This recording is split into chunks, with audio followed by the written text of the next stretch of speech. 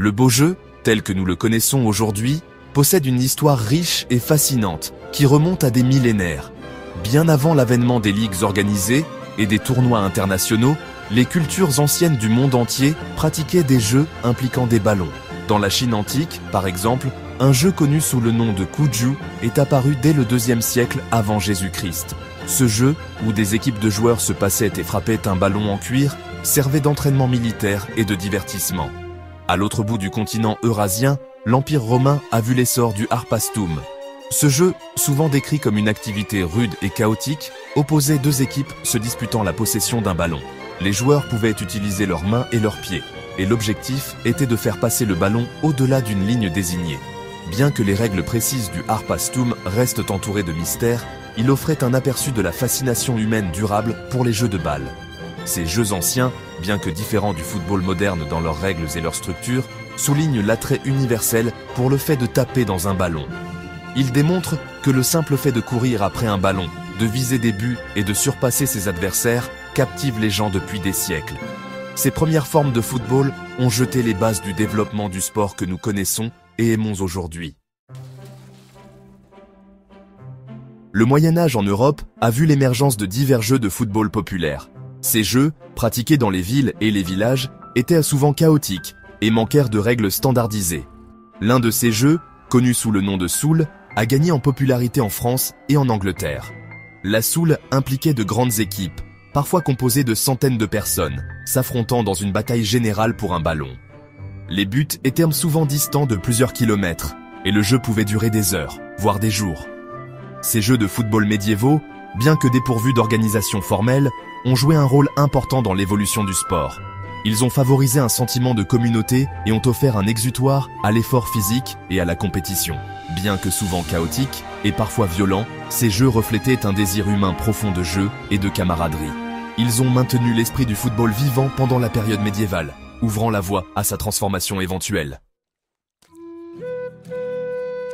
Au XIXe siècle, le football en Angleterre existait sous diverses formes, pratiqué dans les écoles et les universités avec des règles et des coutumes différentes. Le jeu était souvent chaotique et manquait d'uniformité. Reconnaissant le besoin de règles et d'une organisation standardisée, un groupe de passionnés s'est réuni pour établir un code unifié pour le sport. En 1863, à la Freemasons Tavern de Londres, la Football Association, FA, est née. Cet événement historique a marqué un tournant dans l'histoire du football. La FA, dédiée à la promotion et à la réglementation du jeu, a cherché à créer un ensemble de règles standardisées qui régiraient les matchs de football à travers l'Angleterre. Ce moment charnière a jeté les bases du développement du football moderne et de sa transformation en un phénomène mondial. Section 4.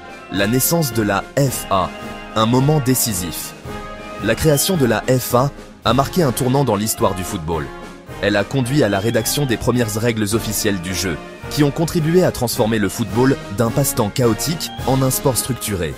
Ces règles ont standardisé le nombre de joueurs, défini les dimensions du terrain et décrit les lois fondamentales du jeu.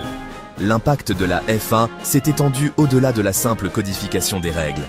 Elle a fourni un organe directeur pour superviser le sport, organiser des compétitions et promouvoir le fair play.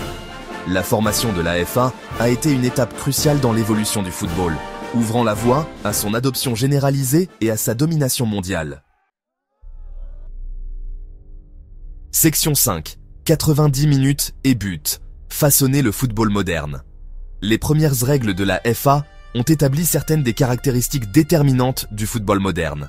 Le concept de demi-temps de 45 minutes, totalisant 90 minutes de jeu, est devenu une norme. L'introduction de buts, avec une barre transversale à 8 yards, environ 7,32 mètres, de distance, a fourni un objectif clair aux joueurs et un moyen de comptabiliser les points. Ces innovations ont apporté structure et clarté au jeu, le rendant plus attrayant pour les joueurs et les spectateurs. La standardisation des règles et l'introduction d'éléments familiers comme les buts et un temps de jeu défini ont jeté les bases du développement des tactiques, des stratégies et de l'émergence du football en tant que sport-spectacle. Section 6. Un phénomène mondial. La propagation du beau jeu. Avec un ensemble de règles standardisées en place, le football a commencé à se répandre rapidement à travers l'Angleterre et au-delà. La simplicité des règles et le peu d'équipement requis l'ont rendu accessible aux personnes de tous horizons. Les marins, les commerçants et les soldats britanniques voyageant dans différentes parties du monde ont présenté le jeu à de nouveaux publics qui l'ont rapidement adopté. La popularité du football a grimpé en flèche à mesure qu'il traversait les frontières et les continents. De ses origines en Angleterre, le jeu s'est implanté en Europe, en Amérique du Sud et dans d'autres parties du monde. Son attrait universel a transcendé les barrières culturelles et linguistiques, unissant les gens par une passion commune pour le sport. Section 7. La Coupe du Monde, la plus grande scène du football. À mesure que la popularité du football grandissait, le désir de compétition internationale grandissait également. En 1904, la Fédération internationale de Football Association, FIFA, a été fondée pour gouverner le sport au niveau international. La création de la FIFA a ouvert la voie à l'établissement de la Coupe du Monde de la FIFA, le summum de la compétition internationale de football. La première Coupe du Monde, organisée en Uruguay en 1930, a captivé le monde et a consolidé le statut du football en tant que phénomène mondial.